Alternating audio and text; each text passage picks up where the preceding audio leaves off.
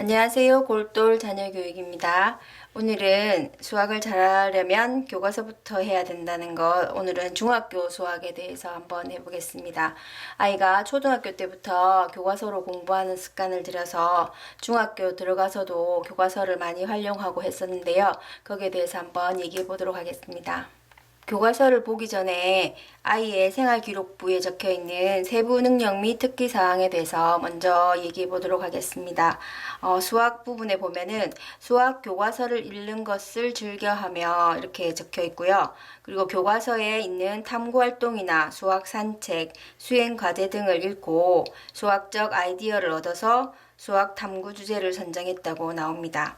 그래서 교과서를 어떻게 활용했는지 선생님께서 보시고 이렇게 적어 주셨는데요. 다양한 방법으로 생각하고 엄밀하게 사고하며 주제를 깊이 있게 탐구하는 능력이 탁월하다고 했습니다. 초등학교 때부터 교과서를 활용하는 것을 많이 익혀서 중학교 가서도 교과서에 나와 있는 것들을 읽고 거기서 수학적 아이디어를 얻고 거기서 또 수학 탐구 주제를 선정했다는 것을 볼 수 있습니다. 영재고나 과고를 준비하는 아이들도 수학 탐구 주제를 어디에서 찾아야 하나 고민하는 경우가 많습니다. 물론 영재원에서의 탐구 활동도 탐구 주제가 되겠지만 그 출발점이 교과서라고 생각을 합니다. 학교 생활을 충실히 하고 수학 교과서를 잘 활용하면 탐구할 주제들이 많이 보일 것입니다. 과학고 들어갈 때 자소서에 쓴 내용에도 보면 평소 배운 수학 개념이 실생활에 어떻게 사용되는지 관심이 많았습니다. 호기심이 생기면 교과서를 보고 해결했다고 적었습니다. 교과서 속에서 단지 문제만 푸는 것이 아니라 수학 이론이 생활 속에서 어떤 분야에 사용되는지 배울 수 있었다고 적었습니다. 그만큼 교과서를 보면서 배우고 익힌 것들을 잘 활용했다는 것을 볼 수가 있습니다.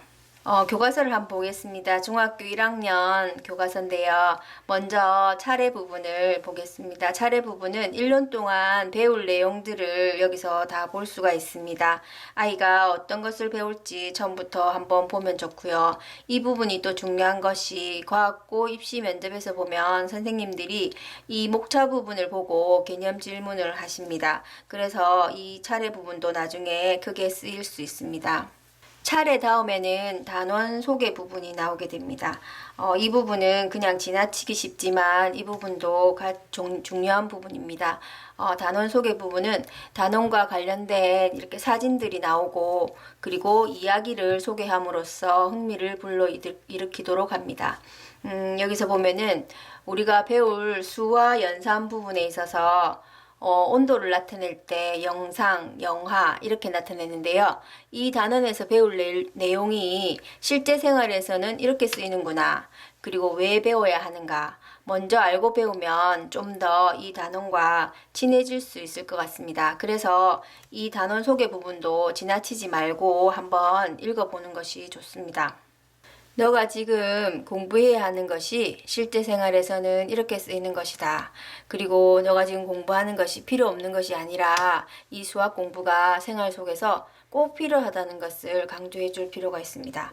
그리고 여기 보면 이 단원의 학습 목표가 나오게 됩니다. 여기 보면 거듭 제곱의 뜻이나 소인수분해의 뜻을 알고 이렇게 나오는데요. 이 부분도 개념 정리에 도움이 많이 됩니다. 그래서 과거 입시나 면접 준비할 때 이것을 보고 개념 정리를 준비하면 좋습니다. 뒷부분에 보면 또 대단원 핵심 부분, 한눈에 보기 부분이 있는데요. 아까 말한 것처럼 차례랑 이 단원의 학습 목표랑 이 뒷부분의 대단원 핵심 이 부분 세 개를 같이 보면서 배운 내용을 요약 정리해서 과거 입시 면접 준비할 때 쓰면 많이 도움이 됩니다. 꼭 입시 준비만 아니더라도 평소에 내신 공부할 때나 시험 공부할 때도 이 부분을 잘 활용해서 개념을 정리하면 공부하고 또 준비하는 데 많이 도움이 될 것입니다.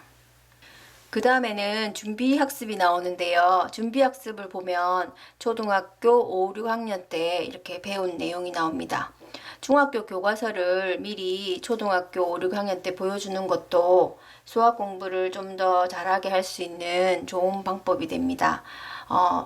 너가 지금 공부하는 것들이 중학교 들어가서도 그대로 나온다는 것을 인식시켜 줄 필요가 있습니다.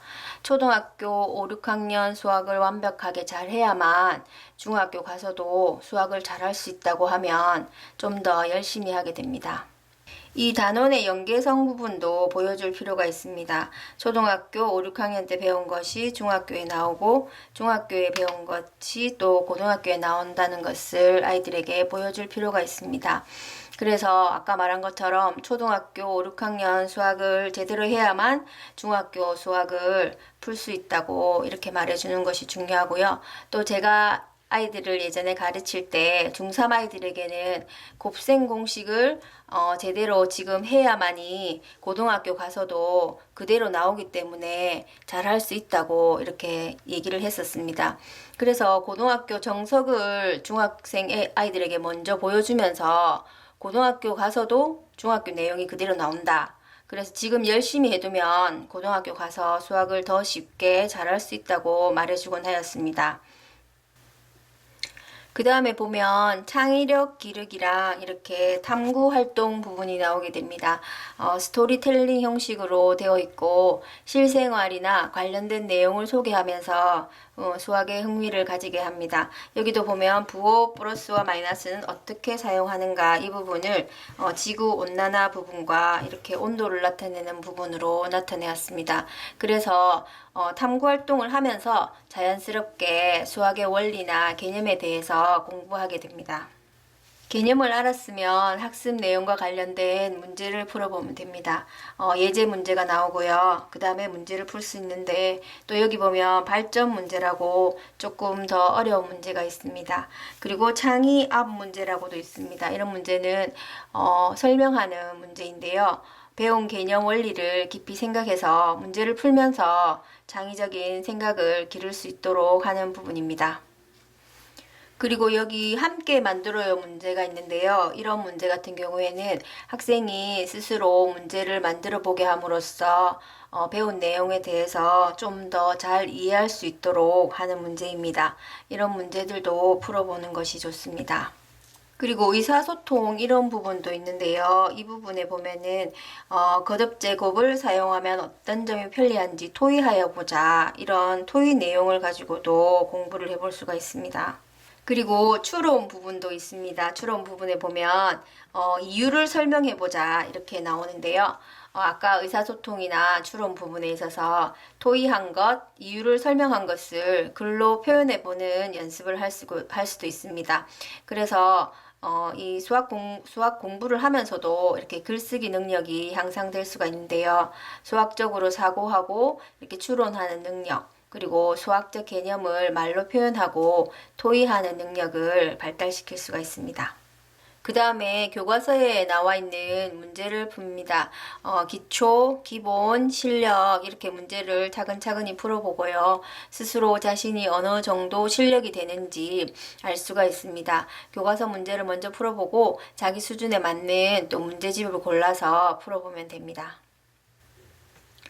수행 과제 부분이 이제 나오는데요. 단원에서 학습한 내용 중에서 탐구 소재를 선정하여서 실험하고 분석하고 조사하고 관찰한 후에 그 결과를 나타냄으로써 종합적인 문제 해결 능력을 기를 수 있도록 하는 부분입니다.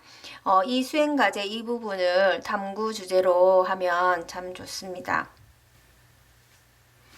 여기서도 보면 A4 용지로 만든 원기둥의 부피 해서 우리가 흔히 볼 수 있는 A4 용지를 준비하여서 두 가지 방법으로 원기둥을 만들고 그것을 다시 실험하고 조사하고 관찰해서 그 결과를 이렇게 나타낸 것인데요.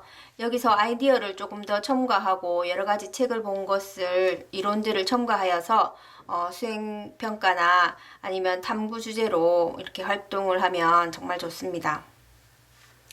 그 옆에 보면 학습에 대한 자기평가가 나오게 됩니다.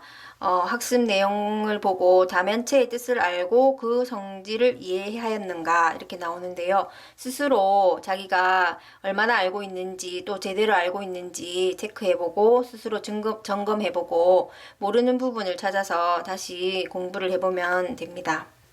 그리고 이제 공부를 다 했으면 대단원 평가 문제가 나오는데요.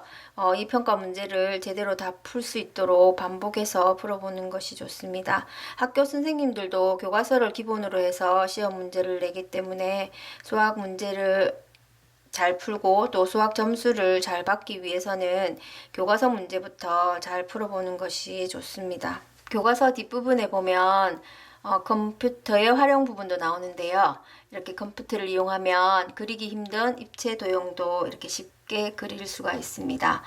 제 아이도 입체 도형의 부피 구할 때 컴퓨터 프로그램을 이용했고 그것을 또 자소서에 쓰기도 했었습니다. 마지막으로 수학 산책 부분인데요. 이 부분은 실생활에서 수학이 활용되는 예, 그리고 그 내용이 등장하게 된 계기 등을 배우는 단원과 연관이 있는 이야기를 소개하면서 수학의 흥미를 불러일으킬 수 있도록 하는 부분입니다. 이 부분에서도 수학 탐구 주제를 찾아서 과거 자소서로 쓸 수도 있습니다. 여기서도 보면 우리 주변에서 볼 수 있는 삼각형의 힘에서 삼각대도 나와 있고 이렇게 자전거도 나와 있는데요. 이런 부분도 많은 아이디어를 얻을 수 있는 그런 부분입니다. 중학교 수학 교과서를 잘 활용하여서 수학 공부나 또 과거나 영재고 입시에 많은 도움이 되기를 바랍니다. 제 내용이 도움이 되셨다면 구독 부탁드립니다. 감사합니다.